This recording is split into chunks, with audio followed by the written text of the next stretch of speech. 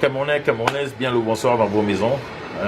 Ce soir encore, je suis Georges Gassa, votre serviteur, un citoyen comme chacun d'entre vous.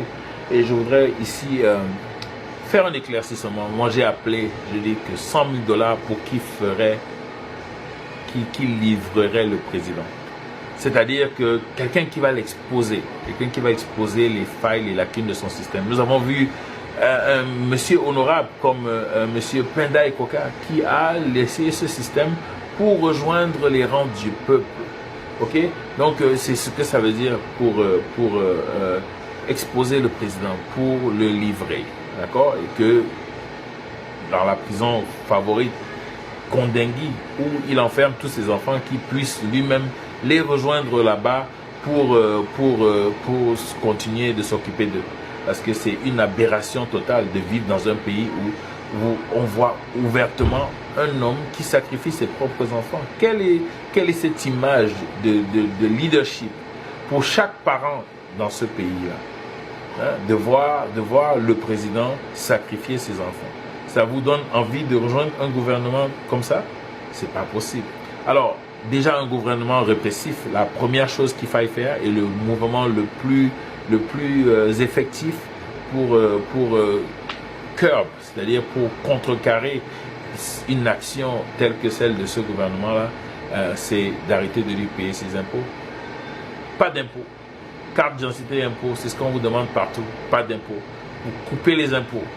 Comme ça, vous commencez à les asphyxier. Donc ça, c'est la première chose. Maintenant, la deuxième chose que je voudrais aborder, c'est cette histoire de tribalisme. Arrêtez ça. Arrêtez ça. Arrêtez ça. Nous avons des familles mixtes. Vous savez très bien qu'au Cameroun, avec la diversité ethnique que nous avons, il n'y a pas question de parler de ces choses-là. Ce sont des choses, un gouvernement qui se cache maintenant derrière les régions d'origine de ces leaders pour pouvoir transférer le problème, ok, à un autre niveau. Il ne faut pas vous laisser prendre à ce jeu-là. Et beaucoup sont tombés dans le piège. Mais c'est malheureux. Mais seulement pour les autres qui mènent un combat noble, qu'ils sachent qu'il faut continuer à rassurer, à inviter, ok, tous ceux qui sont victimes, ils sont en captivité, ils sont captifs des politiques de ce gouvernement, de ce système. Donc il va falloir redoubler d'efforts pour amener les masses à rejoindre les mouvements populaires, quelque parti que ce soit, ok, et ne pas les fustiger par rapport à leur ennemi. Et même pour ceux qui ont bénéficié du système, ok, c'est pas de leur faute. C'est pas de leur faute si Paul Biya a été installé par les colons et qu'il sert les colons et qu'il est leur frère. C'est pas de leur faute. Mais même dans ces villages-là, même dans ces régions-là, vous pensez qu'on ne punit pas les méchants, qu'on ne punit pas les voleurs? On le fait. C'est simplement parce qu'ils n'ont pas le choix. C'est leur frère qui est rempli d'autorité, qui a le pouvoir, donc ils n'ont pas le choix que de l'aimer. Ils n'ont pas le choix. Mais si ce n'était pas le président, avec tout son pouvoir, toutes ses armes, toute son autorité, vous pensez qu'un voleur à 100 millimètres, il s'en sort comme ça? Okay? Même quand c'est un membre de la famille, on convoque les anciens, on parle, on discute et on règle le cas de la personne qui s'inscrit en marge des normes de la société. C'est juste parce qu'ici vous avez un bully, c'est-à-dire que quelqu'un qui a tous les pouvoirs et qui ne vous demande pas votre avis. Donc, qu'est-ce qu'il faut faire si c'est quelqu'un de votre village? Vous n'avez qu'à lui sourire. Tout ce que vous avez à faire. Mais les populations là-bas souffrent tout autant que les populations de tout le Cameroun. Donc, accordez-leur de la compassion, de l'amour et surtout des programmes comment on va dire ça, de réassurance pour ceux qui sont dans les positions de la fonction publique, la police, les mairies, l'enseignement, dans toutes ces positions-là, accordez-leur tous les organismes d'État. De leur dire qu'on n'est pas là pour vous chasser. Bon, on est là pour vous assurer que ça ira. C'est-à-dire que vous ne serez pas chassé de vos positions. Mais on essaiera de faire en sorte que les autres, et bien sûr tout le monde le partage, que les autres ne se sentent pas lésés. Ok? Donc Ça, c'est le deuxième point. C'est cette notion de tribalisme qu'il faut écarter. Et le troisième point, c'est la jeunesse. La jeunesse doit se lever. La jeunesse doit pouvoir s'asseoir, faire des assises, des sittings, ok, devant la présidence, devant le Parlement, devant les maisons de ces députés, de ces sénateurs. La jeunesse doit démontrer son ras-le-bol. Elle doit démontrer son ras-le-bol. Il est hors de question que les choses continuent comme ça. Qu'on prenne des jeunes comme les Valserons, les jette en prison sans autre forme de procès. Que les civils soient traduits devant des tribunaux militaires. Mais vous attendez que ça arrive chez vous pendant que des gens comme nous, parce que les Camerounais n'ont pas souvent voyagé, ils ne vont pas dans les autres régions de leur pays. Si vous alliez dans le sud-ouest, nord-ouest, une très belle région, et que vous aviez à l'idée, à l'esprit, une image de ce que c'est aujourd'hui dans ces coins-là, de savoir que les familles sont décimées, que les gens meurent de façon complètement arbitraire, que le sang est versé, le sang des innocents, juste parce que ils ont sollicité. Déjà, en fait, on a traité la source du problème. Okay? C'est pas la force, c'est des frères, c'est la même famille. Et aujourd'hui, c'est le sang qui est supposé apporter une solution. Mais regardez le long terme. Comment on va pouvoir arriver à une paix durable quand aujourd'hui on sème la guerre et la haine? Hein, la guerre. Un président qui va vous dire que s'ils ne veulent pas négocier, ils seront neutralisés. Mais négocier d'abord.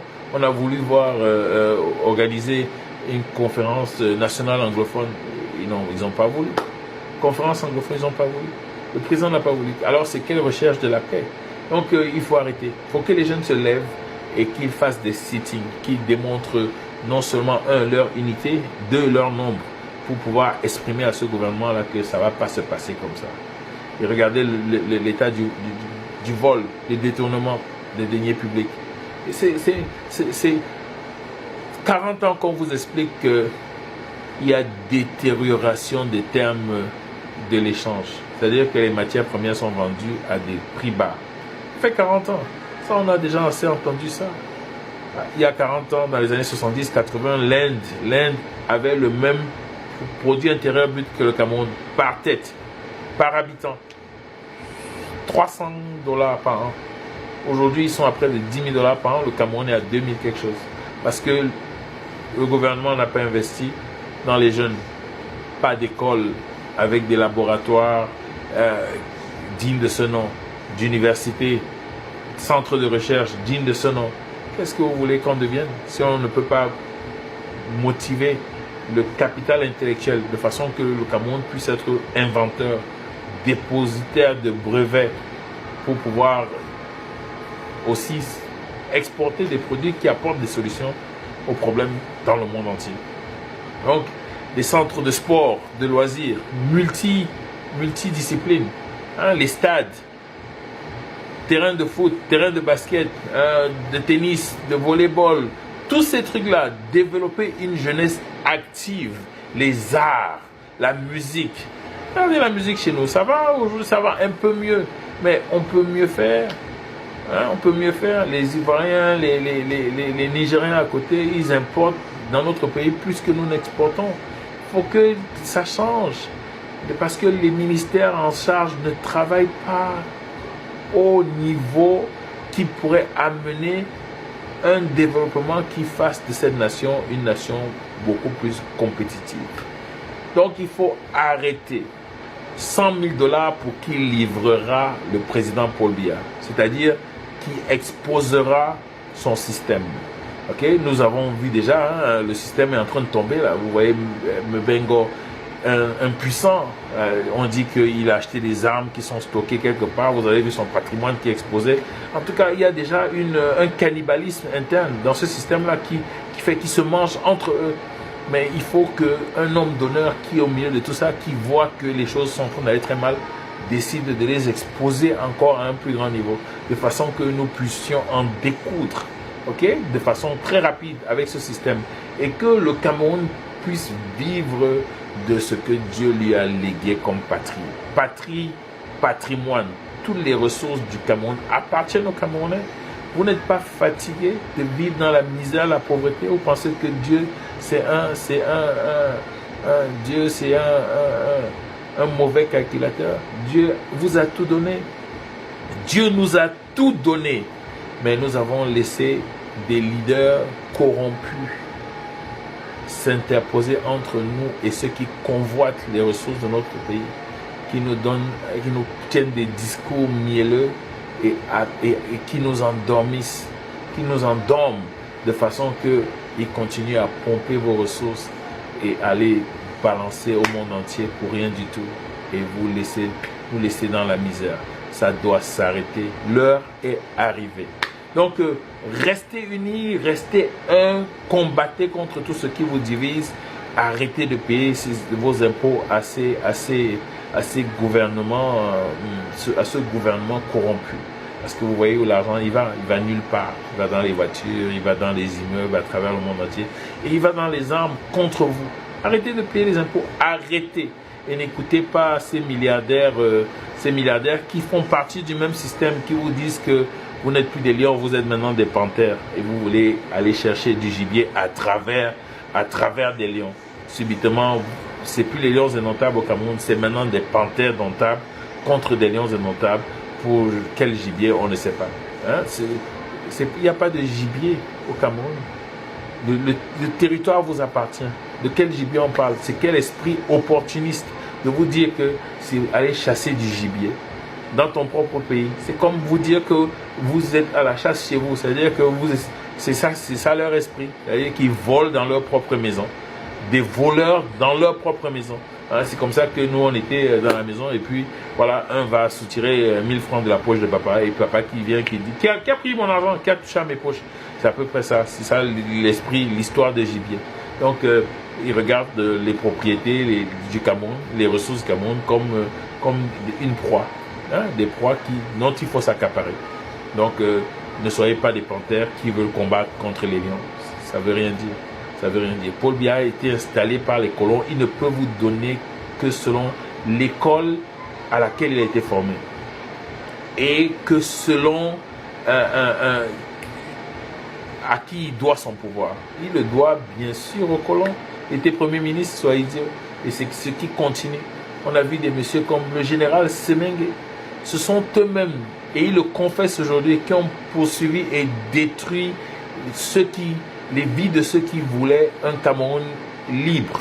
L'UPC, les Oumniobé, les Félix Moumier, Ernest Wandier, au sein des Afana.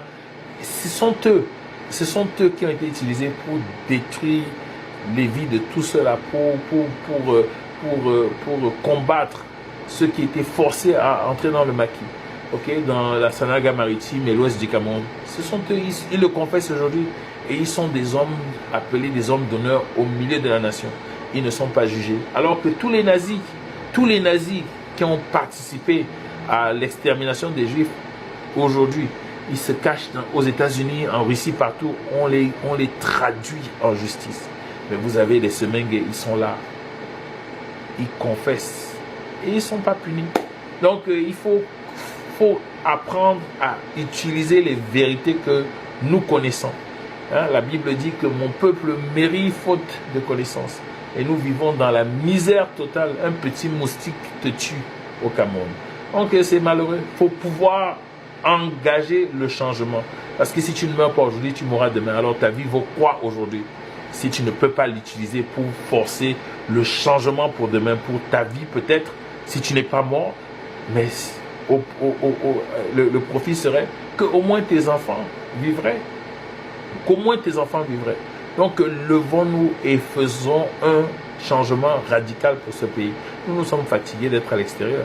Et contrairement à ceux qui disent qu'ils se cachent à l'extérieur, ils ne rentreront pas. Moi, je rentre au Cameroun.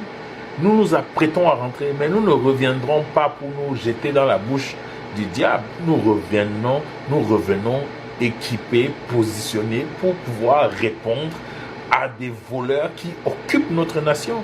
Nous n'arrivons pas comme ça. Il faut arrêter. Un système unique n'est pas un système auquel on peut obéir. Ça ne se fait pas. Ça ne se fait pas. Même les Transparency International, ou c'était Amnesty International, les organismes de surveillance des élections au Cameroun, Leur thème pour le Cameroun, c'était Nocicia. Mais ce sont des étrangers qui viennent appeler votre truc Nocicia. On vit au Cameroun sous le Cicia, c'est-à-dire la force, la répression constante. Mais le Camerounais, c'est qui? C'est toi, c'est moi. Il faut pouvoir dire à ton voisin, hey, Nocicia, laisse ta tenue là, laisse tes histoires là. Si tu continues ce qui se passe dehors, nous on te réglera ton compte ici au quartier. C'est comme ça que ça doit se passer. Donc nous reviendrons préparés. Qu'ils le sachent. Qu'ils le sachent. Nous revenons préparés. Donc, essayez de commencer à générer le changement aujourd'hui. Hein, demander la libération de ce frère qui a été courageux, inspiré, Valsero, de dire que non, président, les choses doivent changer. Donc que Dieu bénisse le Cameroun, que Dieu bénisse tout un chacun. Nous prions que la vie précieuse soit conservée. Mais qu'est-ce qu'elle vaut si elle doit mourir à petit feu? Okay? Donc, on reste ensemble. Nous encourageons tous ceux qui se lèvent tous les jours pour défendre la justice, l'équité, la droiture dans un pays comme ça. Mais nous disons aussi aux autorités iniques, regardez qui on a comme ministre délégué à la justice. Des provocateurs, des guignols, des clowns, des provocateurs qui nous embarrassent au niveau international comme Jean de Dieu Momo. Un embarrassement international. Et il est là. Comment il a fait pour se retrouver là? Comment il a fait pour se retrouver là? C'est la honte. Nous avons honte. Mais ces choses vont changer. Ces choses vont changer. Plus on opprime un esprit de résistance, plus cet esprit se répand. Et qu'ils sachent, ce n'est pas les pénaltys que le monsieur a tiré. Cette fois-ci, c'est un carton rouge. C'est un carton rouge que nous servons à ces dirigeants qui versent le sang et qui se moquent complètement de la population avec l'argent de la population. Ça ne marchera pas. Parce que Dieu est fidèle. Dieu est fidèle. Et il défend la veuve, l'orphelin, le pauvre, l'indigent et l'étranger. Il faut connaître les principes fondamentaux de la nature. Nous allons changer ces choses. Que Dieu soit avec nous et que tout le monde au Cameroun sache que ce n'est que ensemble, ne négligez aucun de vos frères, aucune de vos sœurs, dans aucune région, et qu'ensemble, le peuple camerounais sera affranchi. Tous ensemble ou personne. À très bientôt. On se revoit bientôt. À bientôt. Bonsoir chez vous.